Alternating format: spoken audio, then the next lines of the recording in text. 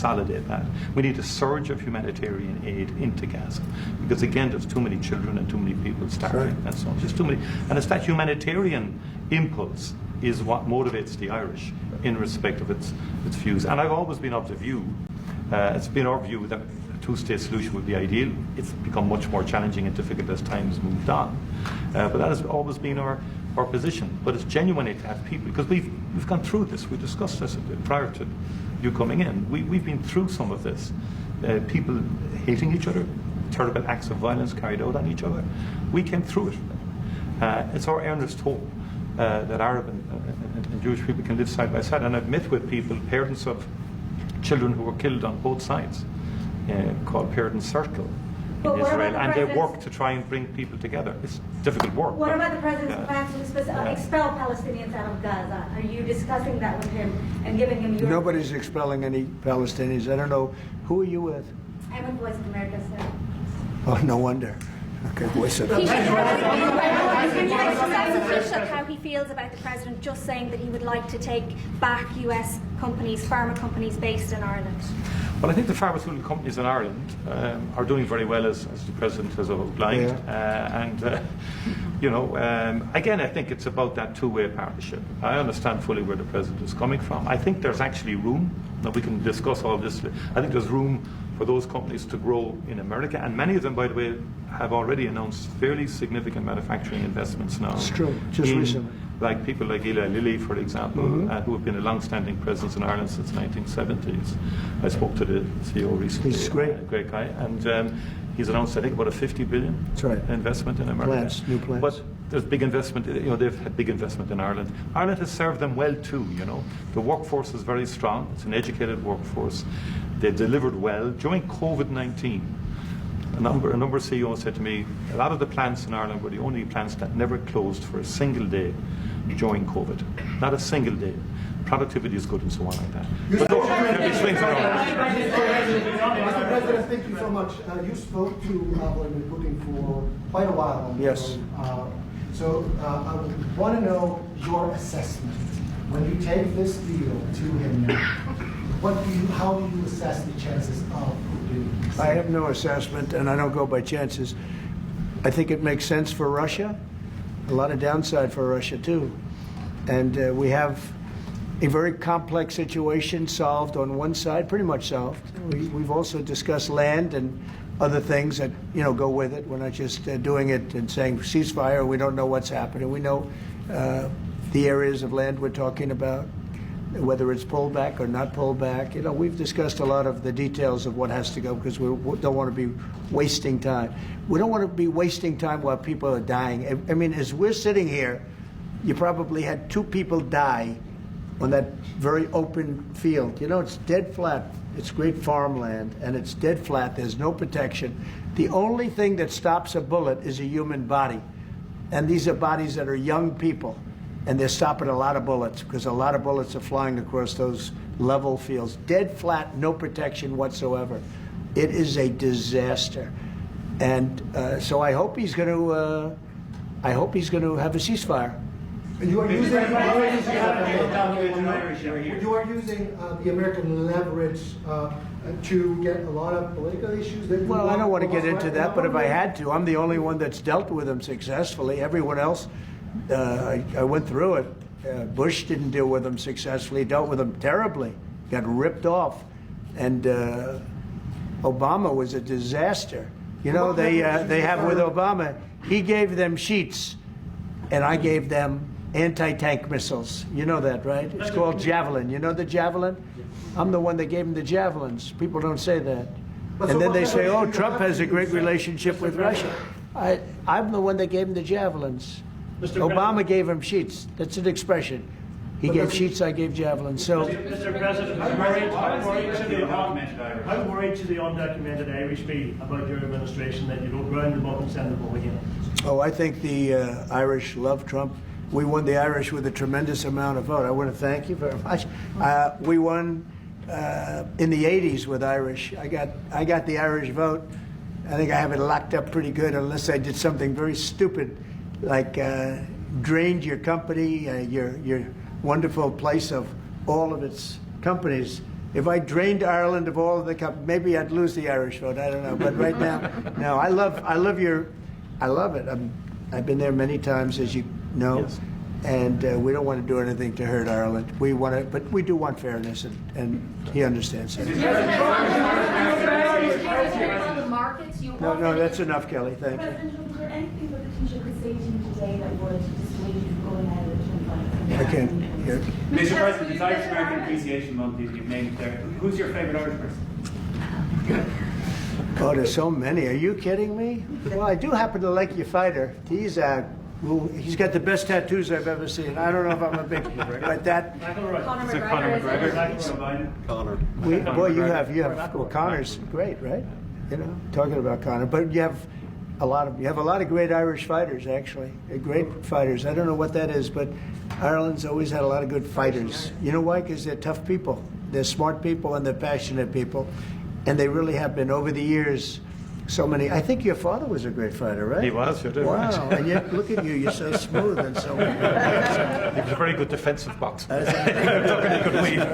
He was a really good. He was a good boxer, yeah. Right, He yeah, fought for I heard Ireland, that. boxed for Ireland, and Yeah. But that means you genetically, I'm not going to mess around. Do you follow any Irish golfers? Okay, let's a couple of more from somebody that didn't ask a question. Yeah, please go ahead. Mr. President, should Apple go back to the U.S. from Ireland? Who? Apple? Oh, Apple's been treated very badly. Look, Apple had tremendously bad luck. I thought they had a very good lawsuit, but they lost we fought with them. $16 billion. $16 billion, and they're after a lot of our American companies. See, that's what's unfair. It's a European Union. I'm not blaming you. I'm blaming the European Union. The European Union's gone after our companies, and Apple's a great company, and they have to give $16, $17 billion on a lawsuit that I didn't think was a good lawsuit. No, that's not good. No, the European, we have a problem with the European Union. They don't take our farm products. They don't take our cars. We take millions of cars, BMWs and Mercedes-Benz and Volkswagens and everything. We take millions of cars. I said to Angela Merkel at the time, I said, Angela, how many Chevrolets do we have in the middle of Munich? Why, none. I said, you're right, we have none. That's the way it is, we have none. No, I'm not happy with the European Union, I want to tell you. And, Will you put tariffs and on we're going to cars? win that. We're going to win that financial battle. It's a Tariffs financial on battle. European cars, Mr. President?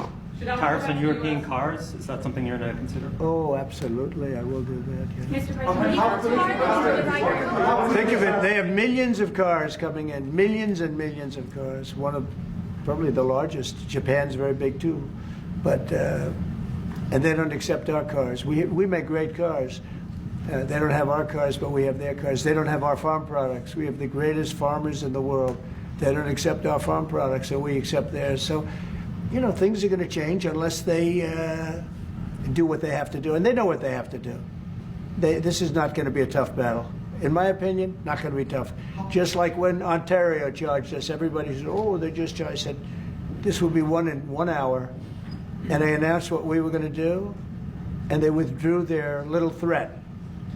And what they don't say in Canada is that 270%, have you ever heard that? We have tariffs on dairy products from Canada of 270%, going up to 400%.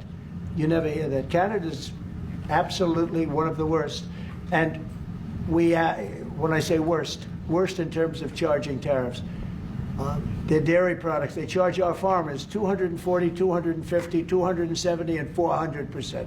Okay? Think of that for dairy product. And we charge them like peanuts. You know why? Because we've been improperly run for so many years. I had that all settled in my first term. But then, of course, Biden, you know, he let everything go to hell. One of the things we did is we took from China hundreds of billions of dollars, and I have great respect for President Xi. But he understood that. He understood it was a one-way street, and you can't have a one-way street. Okay? One more question. Can you say which countries you might target in your next travel ban? Say it. Can you say which countries you might target in your next travel ban? Wouldn't that be a stupid thing for me to say? I said, which countries am I going to target for the next travel ban? Taoiseach, as part of the... Can you believe somebody would ask that question? Taoiseach, as part of What the... tariff specifically are you going to put on Ireland? Well, we're going to talk. We're going to be talking really to the European Union. You know, I will tell you this one little.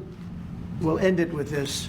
So I have a property, a big property in Ireland that you know well. It's one of the most highly rated hotels in all of Europe. It's beautiful. In Doonbeg. It's a beautiful 600 acres on the ocean, and everybody knows it. And we have a beautiful hotel. And I was going to do a project there, a big expansion of the place. This was when I was a civilian, before the presidency, before I even thought about the presidency. But I was going to do a really beautiful expansion of because it does very well. And I got the approvals from Ireland so quickly. They were so professional. They wanted it. You know, it's economic development, it's jobs, it's construction jobs, a big expansion, beautiful expansion. But I was told something that bothered me. They said, sir, you also have to get approved by the European Union. I said, why do I have to go to the European Union to expand a hotel that's in Ireland? They said, well, that's the way it is. I say, well, shouldn't that go fast? They said, no, it'll take at least 7 years. You gave me the approval in about 4 weeks. It was a beautiful professional. If you took 4 years, you wouldn't have done a better job. You know, everything was done environmentally, everything. There's no reason to take very long. I had everything from Ireland in 4 weeks. And then I hired somebody. He said the process will be from 5 to 7 years. And I said, oh, really? And then I found out that they weren't playing games. Now think about how bad that is for your country. So that was my first experience with the European Union. And I dropped the project. I just said, I'm not going to do that. I'm not going to go 7 years to expand something. But I have to, I'll hand it to Ireland. You were so professional, so good. But I don't know why. The European Union had to approve it. Yeah. And with them, it was deal. And that's the European Union. So it was a very bad experience I had. Just say, President, you have the distinction of being, I think, the only president that has physically invested in Ireland. That's through your Doonbeg. And it's been a good investment.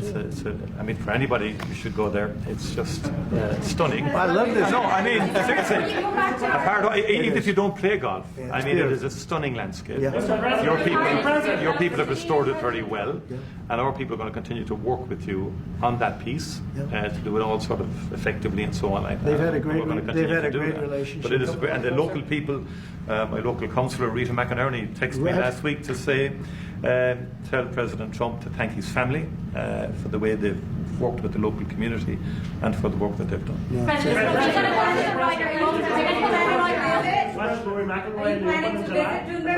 I love Rory. I think Rory's great. He's a great golfer. He just won 2 weeks ago. He's a great guy. I played golf with him 3 weeks ago. And he's really a fantastic player. He's in good form, too. When he played with me, he played very well, I can tell you. No, Rory certainly is one of the favorites. He's always going to be one of them. He's a very talented guy. He's a very good person, too. Are you planning to visit Doonbeg, Mr. President? I will. I'll get there sometime. I hope soon. In fact, if we meet, we'll meet at Doonbeg. Okay, but I hope to be able to get there. Mr. President, does America have a future in NATO? What's that? Does America have a future in NATO? Well, NATO has to treat us fairly. If they pay their bills and if they do what they're supposed to do. When I first got involved with NATO, as you know, they weren't paying their bills. There were 28 countries, and most of them weren't paying. And I got them to pay. And they paid billions and billions of dollars. I made a certain statement that I'm not going to be involved with NATO unless you're going to pay your bills. And I was asked a question, if we don't pay, are you going to help us? I said, no, if you don't pay, you're saying you're delinquent. A real estate term. You're delinquent. You're not paying your rent. You're not paying your bills. If you're not paying your bills, I'm not going to help. And everybody we took in, your Secretary General will tell you, he was very generous to me. He said, I've never seen anything like it. Money came in by the billions and billions and billions of dollars, and NATO became much stronger. Now, NATO's expended a lot of that money in fighting this horrible war. It's too bad they had to do that. But they had the money from me. I was the one that got people to pay. The countries, most of the countries were not paying, or they were paying a very small amount.